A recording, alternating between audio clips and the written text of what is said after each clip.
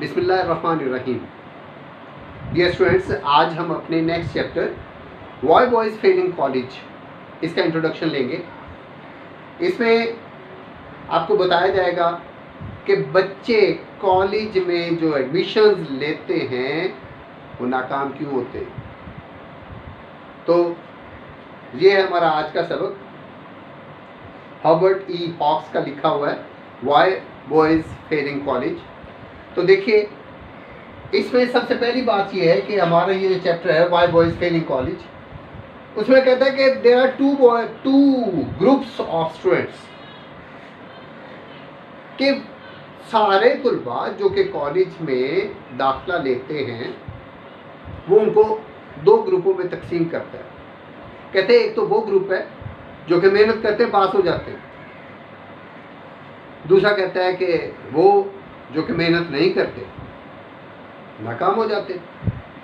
अब वो जो नाकाम होते हैं उनको आगे एक्सप्लेन करता है और कहता है कि उसकी मुख्तलिफ वजूहात हैं। देयर आर डिफरेंट कॉजेज, मुख्तलिफ वजूहात हैं कि जिन वजूहात की बिना पर बच्चे कॉलेज में नाकाम होते हैं। पहली वजह क्या है? वो कहता है कि नर्वस हैबिट्स। नर्वस हैबिट्स क्या है? कि आसाबी आदत, कि जब आपने पूरी तवज्जो ही नहीं देनी, कंसंट्रेट ही नहीं करना, कि आप बैठे हैं, आप में अहलियत है काम करने की, काम कर सकते, लेकिन बैठने को दिल ही नहीं करता। और अगर बैठ ही गए तो किताब खोली हुई है, बस देख रहे हैं उसको, आपने उसको तवज्जो नहीं दी, उसको पढ़ा नहीं है। लैक ऑफ कंसंट्रेशन पहली बात होगी। या यूँ कह लीजिए कि अगर आप बैठे हैं तो आपने देखा है कि आपकी जो पेंसिल है तो ज़रूरत है कि पहले उसको तराश लिया जाए। आप क्या करते हैं? एक पेंसिल को तराशते हैं, देखते हो ये सारी पेंसिल, तो इन सबको तराशने की ज़रूरत है। आप सारी पेंसिल तराशने लग जाते हैं और पढ़ने का वक्त उतनी देर में गुजर जाता है, लिहाजा पढ़ते कुछ भी नहीं और टाइम गुजर जाता है। ये है पहली वजह। दूसरी वजह है मिस्टेकन एम्बिशन। मिस्टेकन एम्बिशन क्या है? कि आपके वालिदैन आपको कुछ बनाना चाहते हैं, आप कुछ और बनना चाहते हैं। दोनों की प्रायोरिटीज जो है वो डिफरेंट। वालिदैन कहते हैं कि मेरा बेटा डॉक्टर बने, इंजीनियर बने, डेंटिस्ट बने। बेटा कहता है नहीं जी, मैंने तो कारोबार करना है, मैं तो आर्टिस्ट बनना चाहता हूँ। तो दोनों की प्रायोरिटीज डिफरेंट हो जाती है। लिहाजा बच्चे को जो पढ़ने पर मजबूर किया जाता है, बच्चा उसमें दिलचस्पी नहीं लेता और नाकाम हो जाता है। और अगर बच्चे को वही पढ़ने दिया जाए जिसमें वो दिलचस्पी ले रहा है तो उसका मुस्तकबिल अच्छा हो सकता है। लेकिन चूंकि वालिदैन उसे कुछ और बनाना चाह रहे होते हैं, लिहाजा ये मिस्टेकन एम्बिशन, गलत नजरिया, गलत सोच, बस यही उसकी नाकामी की वजह बनती है। नेक्स्ट वजह है ओवर कॉन्फिडेंस। अब देखिए, ओवर कॉन्फिडेंस क्या है कि कुछ बच्चे जब स्कूल लेवल पर होते हैं तो ज़्यादा तवज्जो नहीं देते, ज़्यादा काम नहीं करते, ज़्यादा वक्त नहीं देते, लेकिन फिर भी बहुत अच्छे नंबर ले लेते। वो समझते लो जी, हमने स्कूल में इतनी ज़्यादा मेहनत नहीं की, कुछ भी नहीं की, एक रात पढ़ा, सुबह पेपर दिया, 90% मार्क्स आ गए, लिहाजा मेरे लिए तो ये कुछ भी नहीं। मैं तो कॉलेज में भी ऐसे यूं चुटकियों में यूं काम करूंगा, एक रात पढ़ूंगा, ठीक है, या सिर्फ अपने दोस्तों के साथ डिस्कस करूंगा, मैं पेपर दे दूंगा, इंशाल्लाह बेहतरीन नंबर आएंगे। और होता क्या है? इसके बिल्कुल बरअक्स होता है, बिल्कुल उलट होता है। आप जो सोचते हैं बिल्कुल वैसा होता ही नहीं और आप नाकाम हो जाते। ये थी नेक्स्ट वजह। अब है हेल्थ इश्यूज। कि देखिए, कुछ बच्चे बीमार होते हैं, वो उस बीमारी को तवज्जो ही नहीं देते। पता नहीं क्या है, मेरा सर दर्द करता रहता है हर वक्त, चले डिस्प्रिन ले लीजिए, ले लिया, वो ले लिया, डॉक्टर को नहीं चेक करवाना।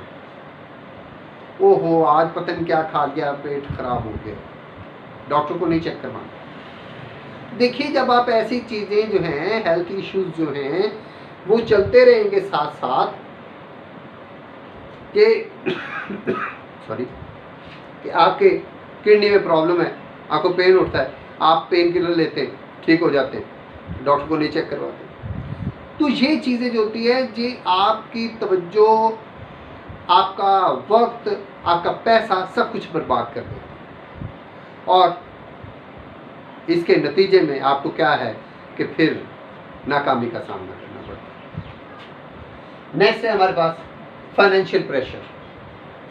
फाइनेंशियल प्रेशर जो है, इसमें भी क्या है कि बच्चा जो है वो अपने आप को ओवर रिस्पॉन्सिबल होने लग जाता है बच्चा, कि शायद मेरे ऊपर ज़्यादा रिस्पॉन्सिबिलिटी है।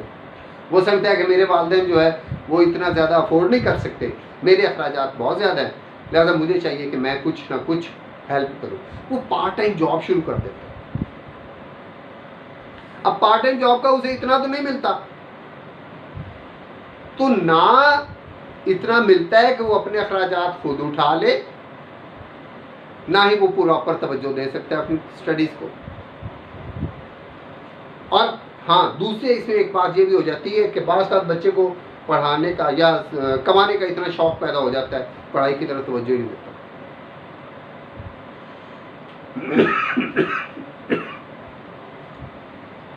और वो कहता है कि बेहतर ये होगा कि मैं इसके साथ साथ अपने भी खर्चे खुद उठाऊं और घर वालों को भी सपोर्ट करूं। इस चीज़ में आके बच्चा पढ़ाई नहीं कर पाता और नाकाम हो जाता है। हालांकि होना ये चाहिए कि अगर फ़र्ज़ करो कि ऐसे मसाइल हैं भी, तो किसी हद तक वालिदैन अफोर्ड करें और किसी हद तक बच्चा कमा ले, फिर तो चल सकता है। लेकिन अगर बच्चा सारी रिस्पॉन्सिबिलिटी अपनी भी और उसके अलावा वो घर वालों की भी रिस्पॉन्सिबिलिटी ले लेता है, तो फिर बच्चा नाकाम हो जाता है। ये वजूहात बनती है। नेक्स्ट वजह है कि स्पोर्ट्स एंड गेम्स। देखिए, मैं ये नहीं कहता कि इसकी वैल्यू नहीं है, बिल्कुल है, लेकिन हर चीज़ की एक ख़ास वैल्यू है, उसको ख़ास वक्त चाहिए। आप पढ़ें, ये नहीं कि 24 घंटे पढ़ते ही रहे, कुछ भी ना करें। पढ़ने के वक्त पढ़िए, खेलने के वक्त खेलिए। ना ऐसा हो कि आप सारा वक्त ही खेल को दे दें कि जनाब ये बहुत ज़रूरी है, सेहत के लिए बहुत ज़रूरी है, या लाइब्रेरी में जाने लग जाएं। आप कुछ भी ना करें, वहाँ पर बैठ बैठ के गप्पे लगा के आ जाएं, ट्यूटोरियल्स में चले जाएं, गप्पे करें सारे, कुछ भी ना पढ़े, तो ये गलत है। स्पोर्ट्स एंड गेम्स को टाइम दें, लेकिन मुनासिब वक्त दें। जब इंसान ये तनासुब बरकरार नहीं रख पाता, ये प्रोपोर्शन नहीं रखता, तब वो नाकाम हो जाता है। बस मुसन्निफ की यही राय है कि दोनों को अपना अपना वक्त, कि पढ़ाई के वक्त पढ़ाई और खेल के वक्त खेल। जी, नेक्स्ट है आखिरी जो किस्म है, दैट इज लेजी ब्लफर्स। कुछ सुस्तुल वजूद लोग जो है वो कॉलेज में आ जाते हैं कि वो दाखला तो ले लेते हैं, लेकिन ना खुद पढ़ते हैं ना पढ़ने देते हैं, ना खुद काम करते हैं ना दूसरों को काम करने देते हैं। हर काम में डिले, हर काम में डिले, अच्छा कर लेंगे, अच्छा ये हो जाएगा, अच्छा वो हो जाएगा। इसीलिए प्रोफेसर्स क्या करते हैं, बच्चों को कहते हैं कि बेटे एक टाइम टेबल बनाएं, उस टाइम टेबल के मुताबिक पढ़ें, ताकि आपको पता हो आपने कब सोना है, कब जागना है, कब ये काम करना है, उसमें देर नहीं हो। तो ये सुस्ती जो है, यही भी हमें नाकामी की तरफ लेकर जाती है। तो मुसन्नफ के मुताबिक ये चंद एक वजूहात हैं जो कि तलबा को नाकामी की तरफ ले जाती हैं। अगर हम तवज्जो दें तो हम इन तमाम वजूहात पर काबू पा सकते हैं। उम्मीद है कि आप इन तमाम चीज़ों से बचेंगे और कामयाबी की तरफ जाएंगे। Thank you very much. अल्लाह हाफ़िज़।